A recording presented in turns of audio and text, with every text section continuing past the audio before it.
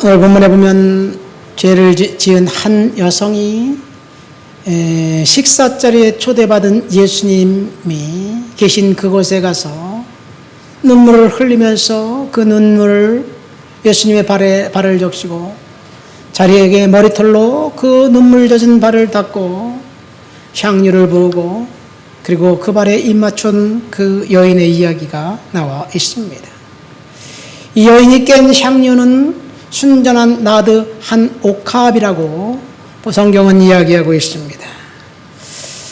이 여성의 이야기는 신약성경 4복음서에 다 기록되어 있습니다. 마태, 마가, 누가복음을 공관복음이라고 하고 요한복음을 그냥 요한복음이라고 해요.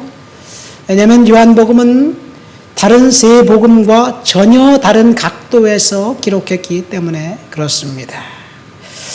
요한복음은 예수님의 일대기를 시간 순으로 기록한 것이 아니고 사건 순으로 배열을 했습니다. 예수님의 십자가 사건이 이 요한복음의 절반을 차지합니다.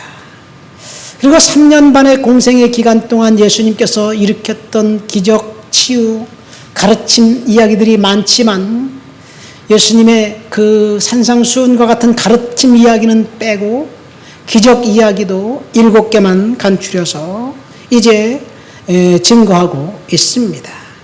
이 7가지 기적의 핵심 단어는 믿음이라는 동사입니다. 요한복음이 왜 7가지 기적만 간추려서 이야기했느냐?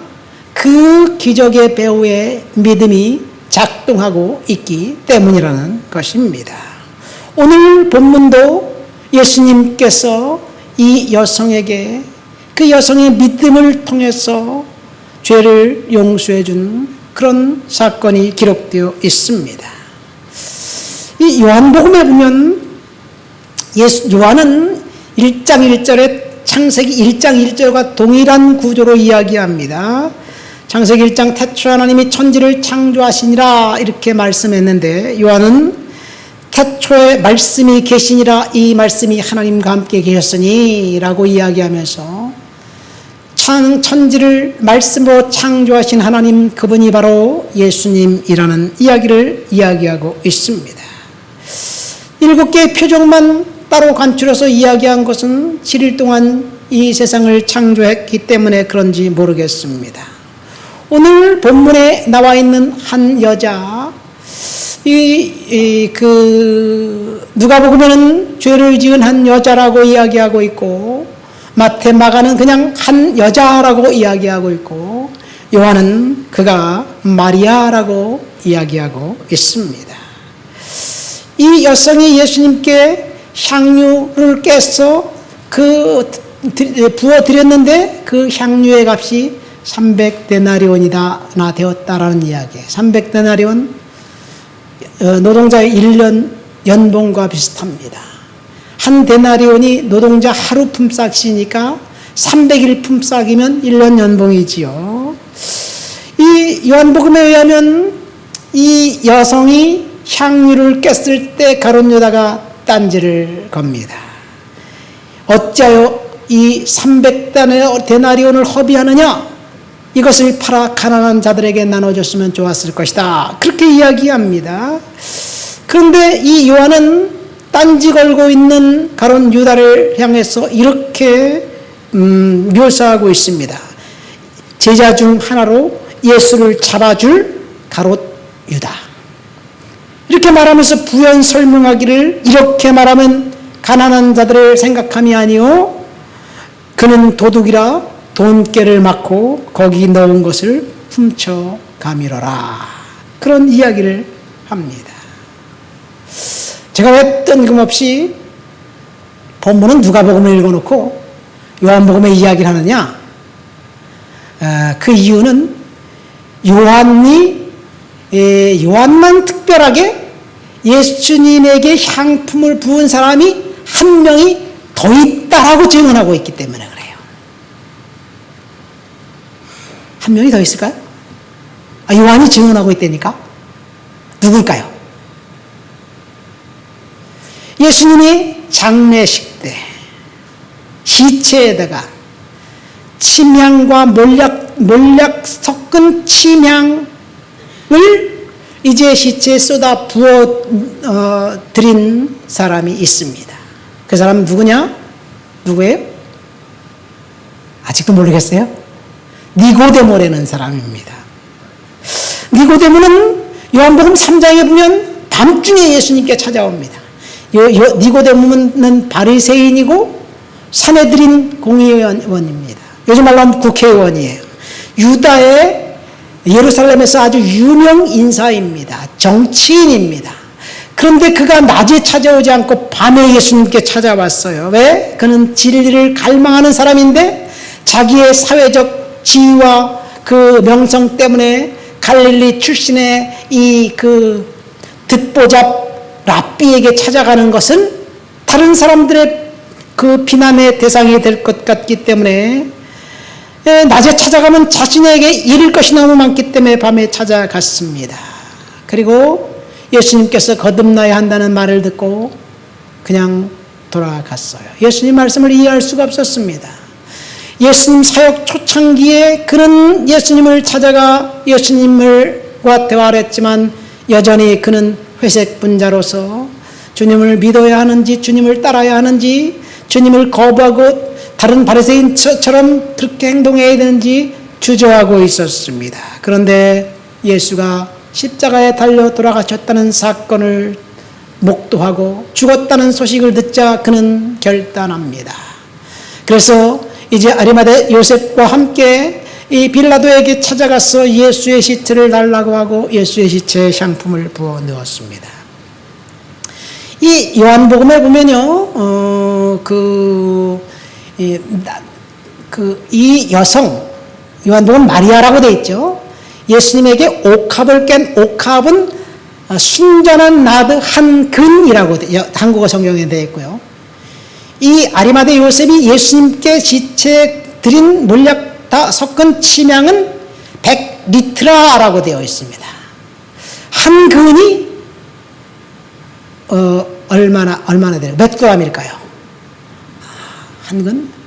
소고기 한 근하고 참깨 한 근하고 달라요. 그런데 한 근이면 몰라. 근데 영어 성경 킹 제임스 보면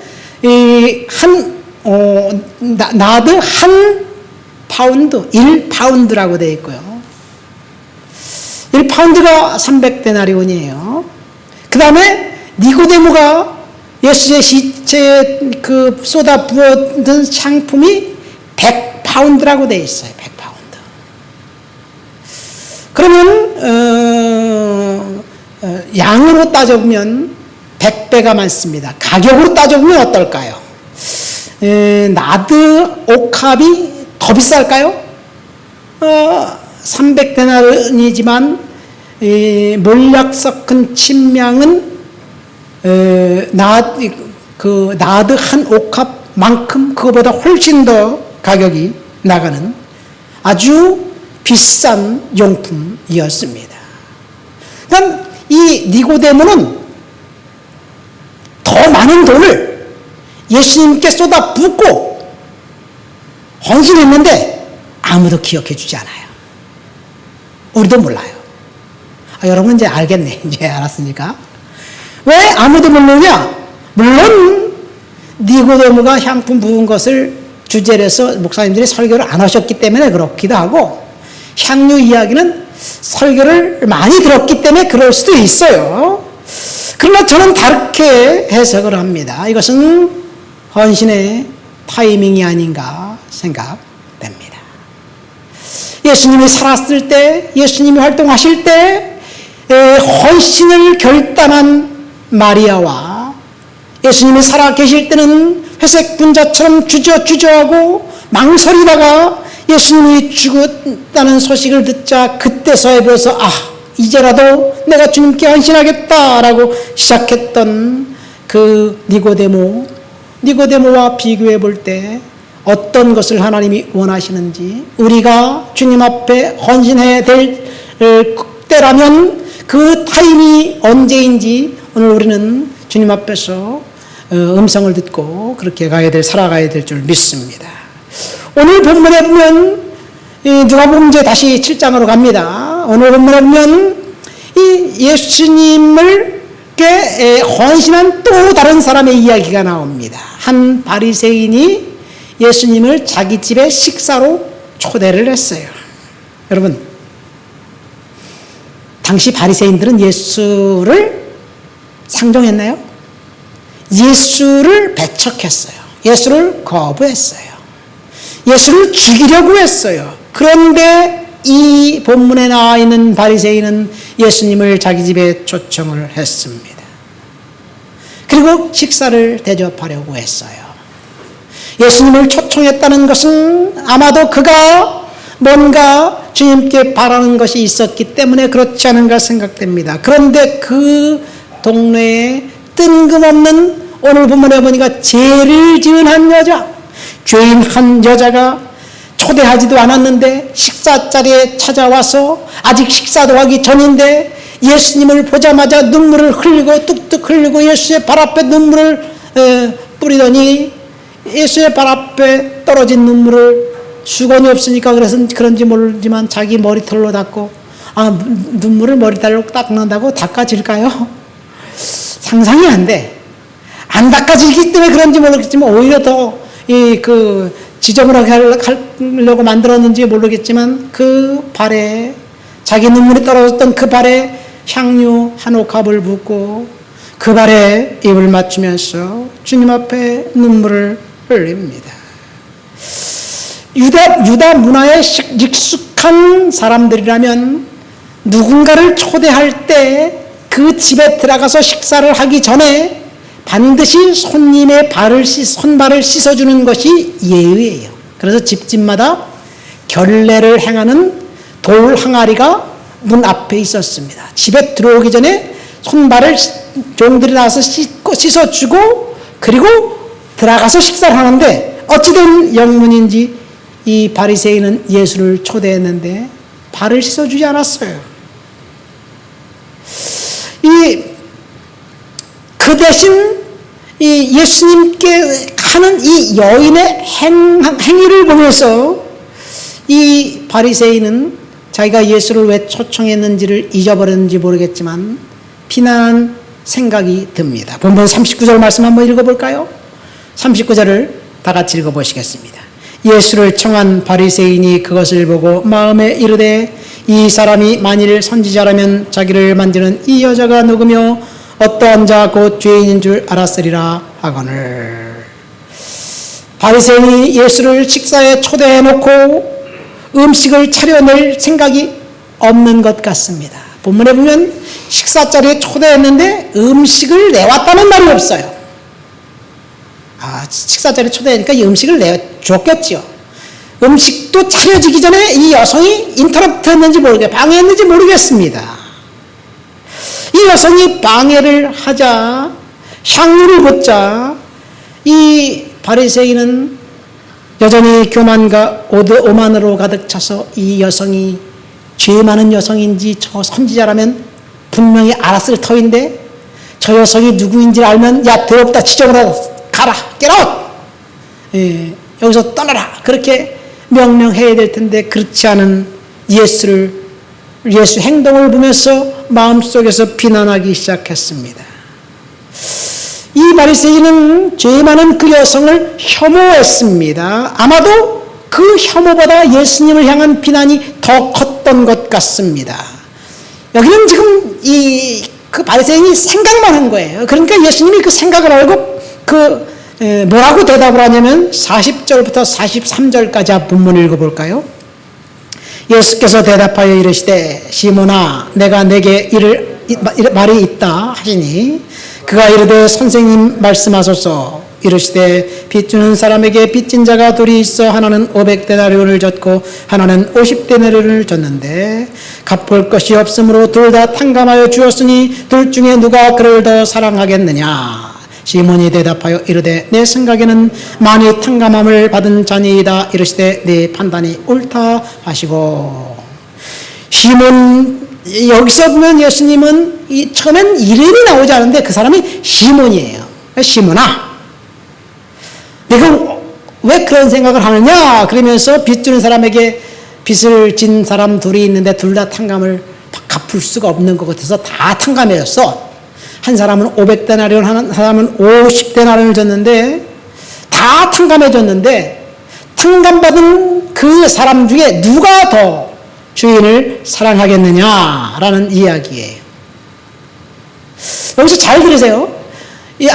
하나님이 예수님의 말씀을 통해서 500데나리온을 탕감해줬고 50데나리온을 탕감해줬기 때문에 하나님이 50데나리온 탕감해준 500데나리온 탕감해준 사람을 더 사랑하고 54데나리온 탕감해준 사람을 덜 사랑한다는 말이 아니에요.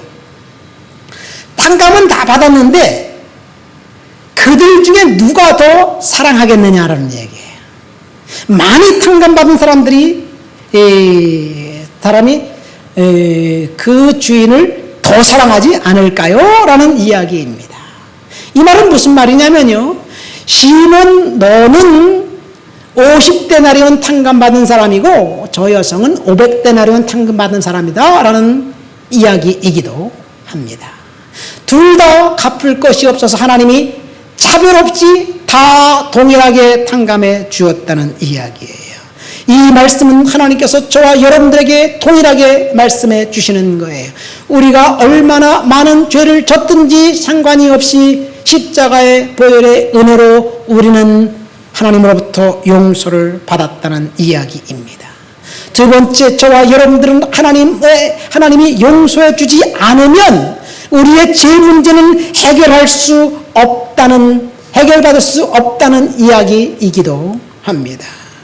누가복음의 본문에 보면 죄 지은 한 여성이 예수께 찾아와 발치에서 눈물을 흘립니다. 그 떨어진 눈물을 자기 머리털로 닦고 그 위에 향유를 부었습니다. 그런데 이 여성이 그 한 행위는 아마도 자신이 지은 죄를 생각하면서 하나님 앞에 참의 눈물을 흘린 것이 아닌가 생각됩니다. 그 이야기를 반증하듯이 48절에 보면 예수님이 그 시몬과 대화를 나누면서 그 여성을 보면서 내 죄의 사함을 받았느니라 라고 선포합니다. 아마도 그 여성은 그 이야기를 예수님에게서 듣고 싶어 했는지 모르겠습니다. 그 이야기를 듣고 싶어서 주님 앞에 찾아가 참여하며 눈물을 흘렸고 그 식사 자리에 많은 사람들이 있었는데 그 사람들이 수군거리고 다시 예수를 비난하고 그 여성을 조롱하자 예수님께서 50절에 보니까 내 믿음이 너를 구원하였으니 평안히 가라 라고 이야기합니다. 오늘 우리가 읽은 본문 누가복음은 여기까지입니다. 누가복음에 나온 향유를 부은 한 여성의 이야기가 오늘 예수님의 이야기, 식사 자리에 초대한 바리새인의 집에 갔을 때 그 향유 부은 사건이 사실 메인 스토리는 아니에요. 그러니까 주인공은 바리새인 시몬이고 그리고 주인공 엑스트라일 수도 없는 그 여성이 예수님이 그 바리새인 시몬의 집에 온다는 소식을 듣고 찾아가서 예수님께 참의 눈물을 흘렸을 때 그 예수님의 관심이 그 여성에게 있었고 그 여성은 하나님으로부터 은혜를 받았다는 이야기. 뜬금없이 등장한 엑스트라, 이 엑스트라를 하나님은 주인공보다 더 주인공같이 여기셨다는 것, 그것이 저와 여러분들의 이야기가 되어야 될 줄 믿습니다. 왜 예수님의 관심이 그 여인에게 있었느냐? 첫 번째, 비싼 향유를 예수님에게 깨서 드렸기 때문에. 두 번째, 그 여성이 눈물 흘리면서 참회하고 눈물을 주님 앞에 흘리면서 주님 앞에 죄를 고백했기 때문에. 어떤 것일까요? 비싼 향유를 드렸기 때문에 예수님이 야, 너 나한테 비싼 향유를 줬어. I'm so happy. 나는 기쁘다. 그렇게 얘기했을까요? No. 예수님이 그 여성이 향유를 부은 거는 예수님에게는 관심이 없어요. 눈물을 흘리면서 참회하고 하나님 앞에 회개한 그 행위가 예수님의 관심이 있습니다. 그런데 우리들의 관심은 어디 있나요? 많은 목회자들의 관심은 이 향유 한 옥합을 깨어드린 그 헌신, 그것이 더 가치 있다고 생각하면서 그렇게 해석하니까 그 이야기가 약간 오도되고 그리고 잘못 성도들에게 이해하고 있는 것이 아닌가 생각됩니다. 예수님의 관심은 그 여성이 드린 향유 한 옥합에 있지 않았습니다.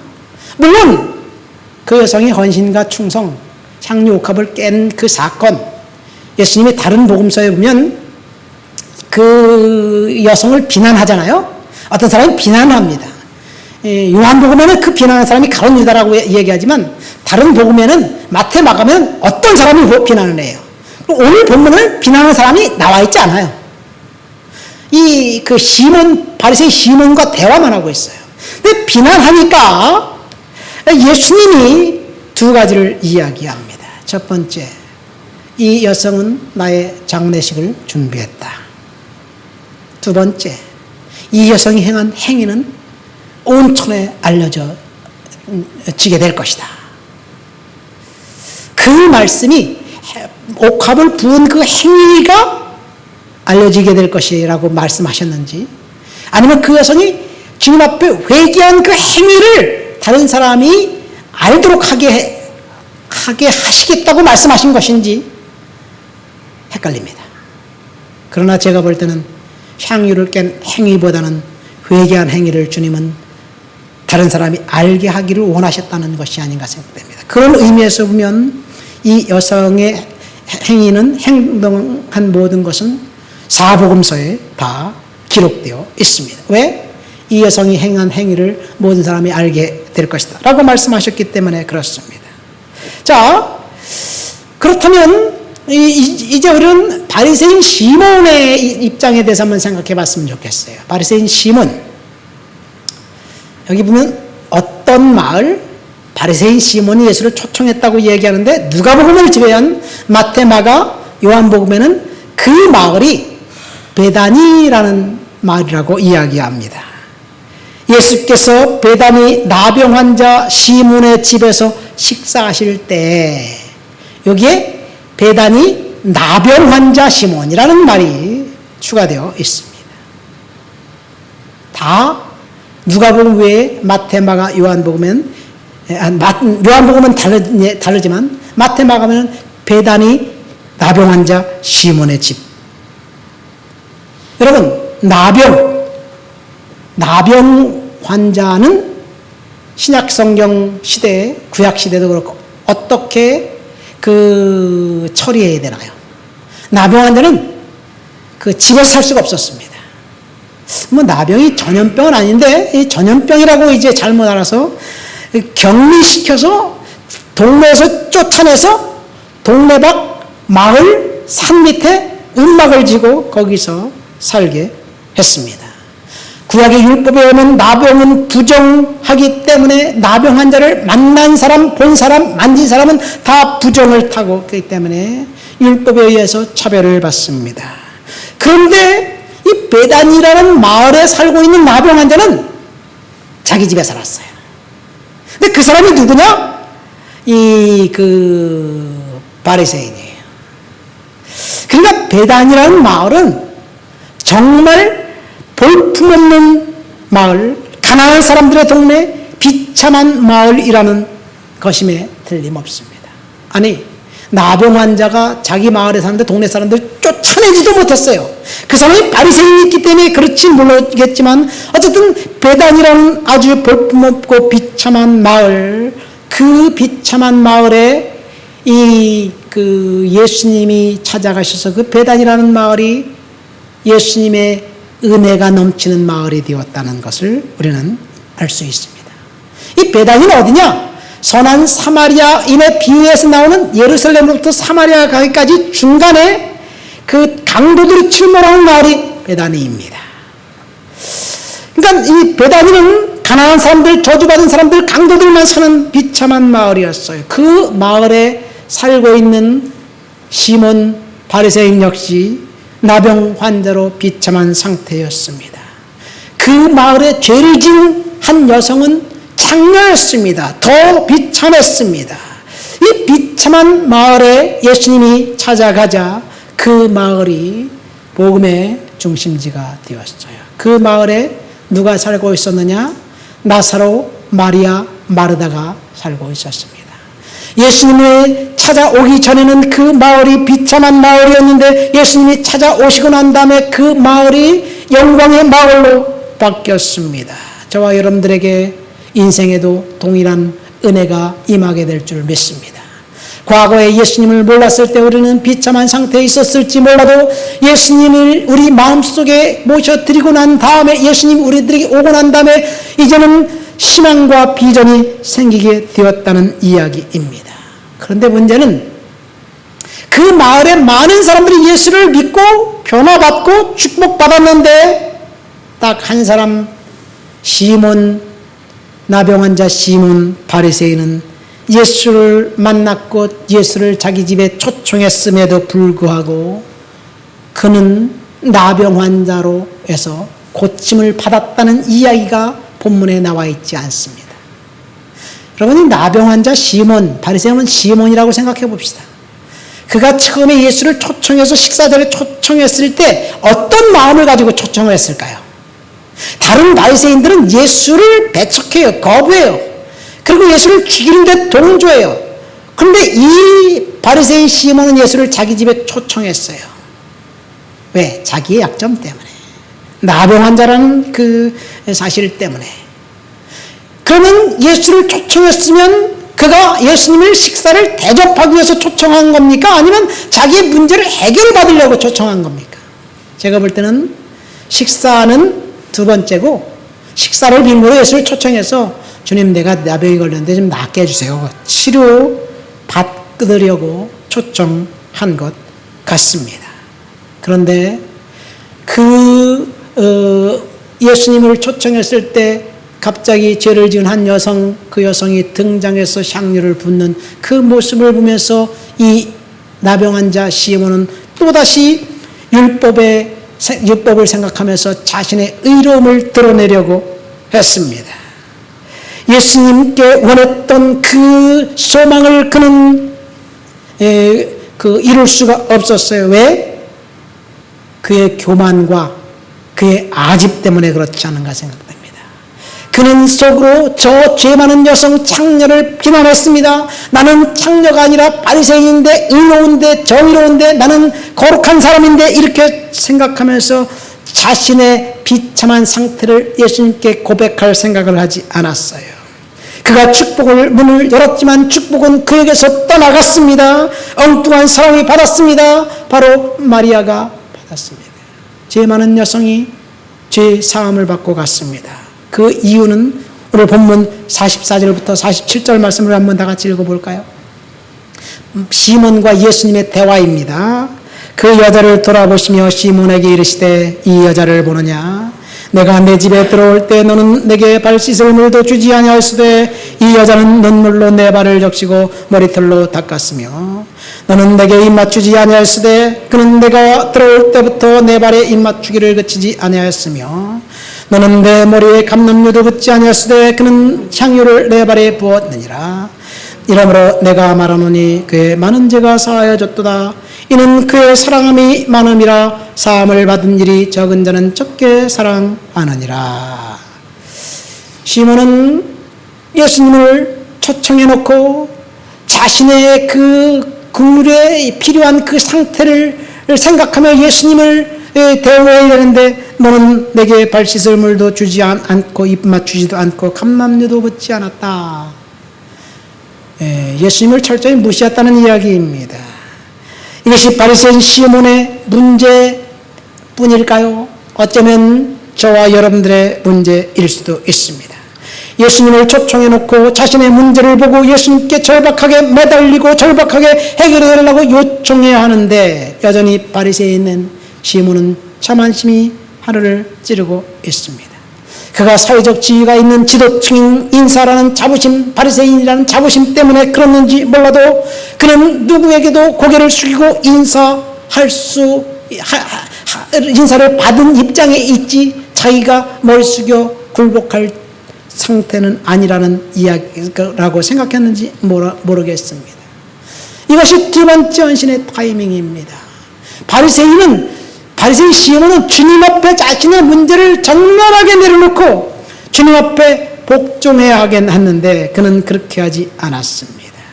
여러분, 바리새인 시몬의 문제는 어쩌면 저와 여러분의 문제가 아닌가 생각됩니다. 어쩌면 오늘날 우리들은 절박함이 사라진 시대에 살고 있습니다. 정말 하나님이 필요해서 문제가 있어서 주님 앞에 매달리는 그 사람들에게 하나님의 은혜를 베풀지만 오늘날에는 그렇게 문제라고 생각하지 않아요. 왜? 그냥 필요한 게 다 있기 때문에 그렇습니다. 어제 제 그 사촌 조카 결혼식을 갔어요. 근데 사촌 여동생이, 외사촌 여동생이죠. 갑자기 누나가 얘가 믿음이 좋아졌어. 그렇게 얘기를 하더라고요. 그래서 이야기를 해봤더니 좀 큰일이 있었대. 폐암이 걸려서 수술을 했대, 4년 전에. 그 일이 있고 난 다음에 주님 앞에 매달리기 시작한 거예요. 언니, 나 성경책 좀 사줘. 그래서 언니가 성경책을 사주고 그 성경책 가지고 들고 교회 가서 열심히 주님 앞에 매달리다가 보니까 이제 거의 난 거야. 그래서 그런 일이 있었구나. 지금 연락하지 그랬어. 오빠 기도해줘. 그래서 그래, 지금 기도하자. 결혼식 필요는 끝나고 식사하는 자리에서 저쪽 끝에 가서 제가 기도를 해주고 왔어요. 여러분, 절박한 마음이 생기면 이렇게 주님 앞에 정말 지푸라기를 하나라도 잡는 심정으로 주님 앞에 고백하고 매달립니다. 근데 오늘날 우리들은 절박함이 사라졌기 때문에 주님 앞에 매달리지 않아요. 왜 그런지 아마 물질적인 풍요가 우리들을 그렇게 만들었는지 모르겠습니다.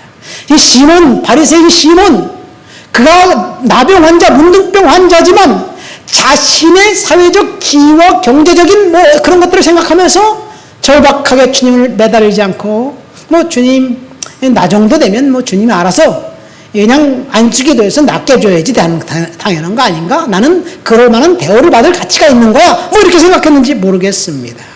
여러분, 우리가 다시 주님 앞에 절박하게 매달릴 때 하나님께서 일하신다는 사실을 믿으시기를 예수님의 이름으로 축원드립니다. 이 죄를 지은 한 여성, 요한복음에는 마리아라고 이야기하지만 마태, 마가, 누가에는 그 여성의 이름을 밝히지 않습니다. 왜 그래요? 그 여성이 창녀였기 때문인 것 같습니다. 그 여성이 한 행위, 장례식을 준비하였다는 이야기는 십자가 사건, 바로 있을 십자가 사건을 그 여성이 준비했다는 이야기예요. 그 여성이 의도적으로 십자가 사건을 준비하기 위해서 향유를 부은 건 아니에요. 그렇지만 주님은 그 여성의 눈물을 흘린 회개를 통해서 그가 부은 그 향유 한 옥합을 십자가 사건을 예표하는 이야기로 바꾸셨습니다. 저와 여러분들이 하나님 앞에 회개하고 하나님 앞에 헌신할 때 주님께서 그것을 바꿔 주실 줄을 믿습니다. 말씀을 맺습니다. 오늘 우리는 헌신의 타임이라는 제목으로 향유를 본 한 여성에 대한 이야기를 했습니다. 본문에서 핵심은 향유를 부은 것에 있지 않습니다. 주님 앞에 회개한 것에 있습니다. 내세울 것 없는 과거가 정말 비참한 그 여성은 주님 앞에 회개하고 주님으로부터 용서를 받았어요. 자신의 치명적인 약점이 주님을 찾아서 만들고 회개하게 만들어 놓은지 모르겠습니다.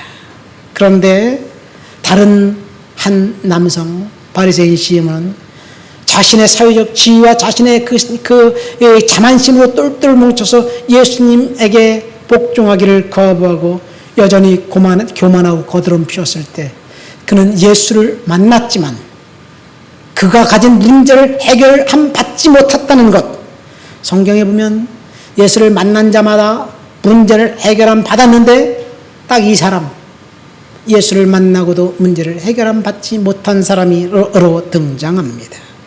저와 여러분들이 이 땅을 살아간 동안 하나님 앞에서 철저하고 참회하며 회개하며 이 마리아처럼 눈물을 흘리며 하나님 앞에 고백할 때 하나님이 우리들의 죄를 용서해 주시고 그래서 그 용서를 통해서 하나님을 더 많이 사랑하는 저와 여러분들이 되어야 될 줄 믿습니다. 한 사람